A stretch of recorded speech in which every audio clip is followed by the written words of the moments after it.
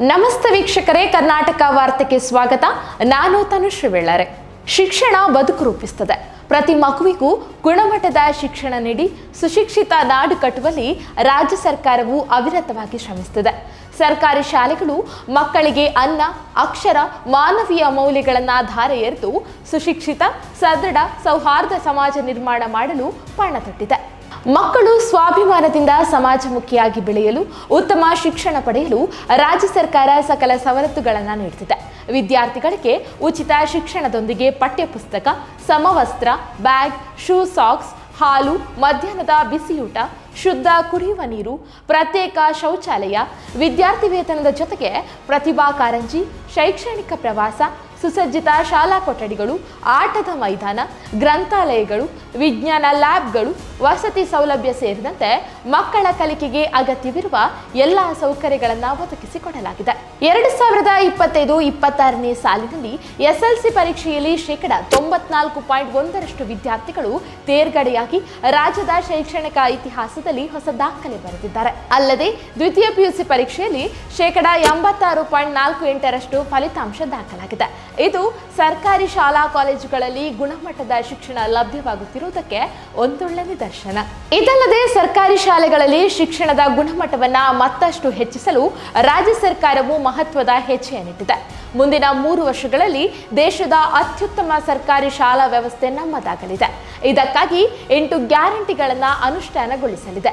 ಇದುವೇ ಶಿಕ್ಷಣದ ಗ್ಯಾರಂಟಿಗಳು. ಈ ಗ್ಯಾರಂಟಿಗಳನ್ನು ಹಂತ ಹಂತವಾಗಿ ಅನುಷ್ಠಾನಗೊಳಿಸಿ ಸರ್ಕಾರಿ ಶಾಲಾ ವ್ಯವಸ್ಥೆಯನ್ನ ದೇಶಕ್ಕೆ ಮಾದರಿಯಾಗಿ ರೂಪಿಸಲು ಸಿದ್ದರಾಮಯ್ಯನವರ ಸರ್ಕಾರವು ಪಣ ತೊಟ್ಟಿದೆ. ಆ ಗ್ಯಾರಂಟಿಗಳು ಹೀಗಿವೆ.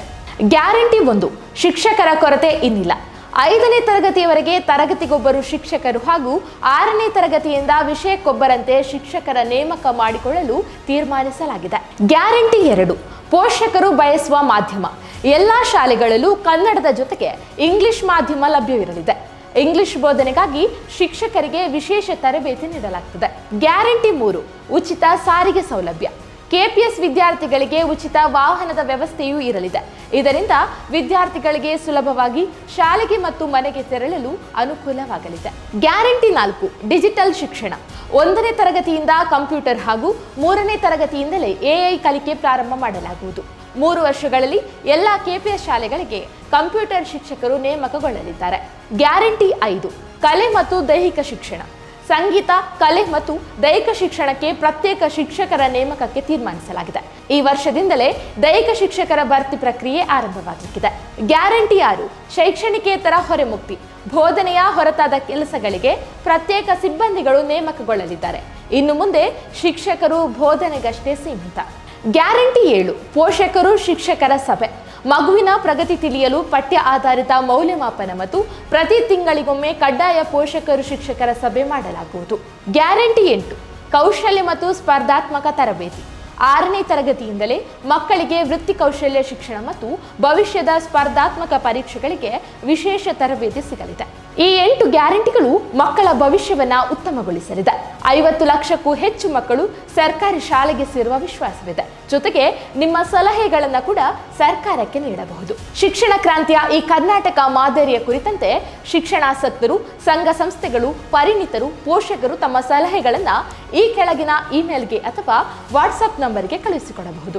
ಶಿಕ್ಷಣ ಕ್ಷೇತ್ರದಲ್ಲಿ ಕೆಲವು ಬದಲಾವಣೆಗಳು ಈ ವರ್ಷದಿಂದಲೇ ಜಾರಿಯಾಗಲಿದೆ.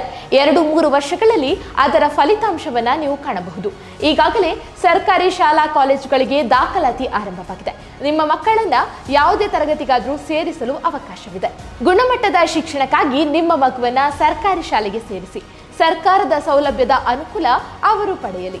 ಮಕ್ಕಳಿಗೆ ಉತ್ತಮ ಕಲಿಕೆ ನೀಡುವುದರ ಜೊತೆಗೆ ಉಜ್ವಲ ಭವಿಷ್ಯ ರೂಪಿಸಿಕೊಡಲು ರಾಜ್ಯ ಸರ್ಕಾರವು ಬದ್ಧವಿದೆ.